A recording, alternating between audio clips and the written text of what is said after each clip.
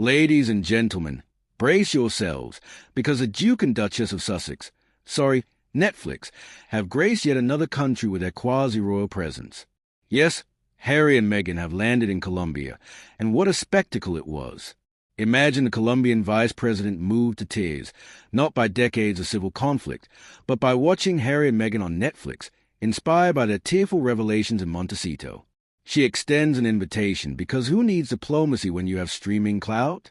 The Sussexes showed up in style, with Meghan, ever the modest humanitarian, arriving in a casual navy ensemble, which included a 598-pound waistcoat, 448-pound trousers, and to top it off, a humble 3,775-pound white handbag.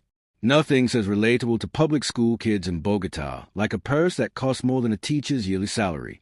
Now, on to the real tea, a forensic lip reader, because apparently, that a profession now, caught Meghan interrupting Harry mid-sentence. He was about to say something heartfelt to a student when bam, Meghan jumped in with all the subtlety of a sledgehammer, asking, "So you won an award in product, is that right?" Cue Harry shutting his mouth like a scolded schoolboy, nodding meekly as if to say, "Yes, day." You could almost hear his internal monologue. "I was just about to connect with this child in broken Spanish, but never mind, Maya speaks first." But don't worry, Meghan made up for the tension.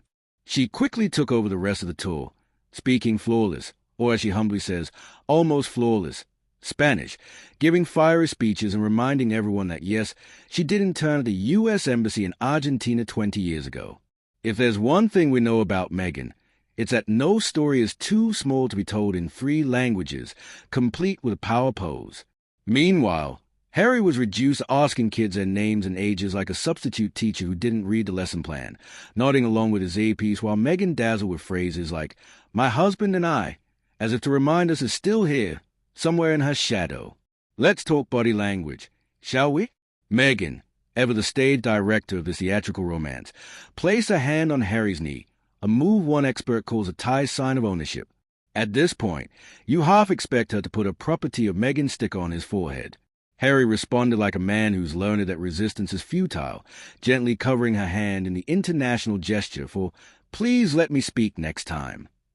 Then comes a pièce de résistance, a swooning head-on-shoulder love moment where Meghan folds her hands over her heart, gazes into the middle distance, and channels the spirit of a Jane Austen heroine, all while Harry plays the part of the stoic man in love. Bravo! Hollywood couldn't script it better. Oh wait, they already did. But let's not forget the price tag. This Colombian fairy tale cost taxpayers a tidy £44,725, which apparently went towards security and transport, though one suspect a good portion was spent on Meghan's wardrobe and Harry's translation device. Yes, the couple did pay for their own flights and hotel. How generous, how thoughtful, almost saintly. Colombia get a royal light tour, and we all get another chapter in the never-ending Sussex saga. In conclusion, it was less of a state visit and more of a Netflix spin-off. But hey, at least the students got to meet 2 people who truly understand hardship, the kind of hardship that comes with palace-sized mansions, exclusive streaming deals, and handbags worth more than a Colombian wedding.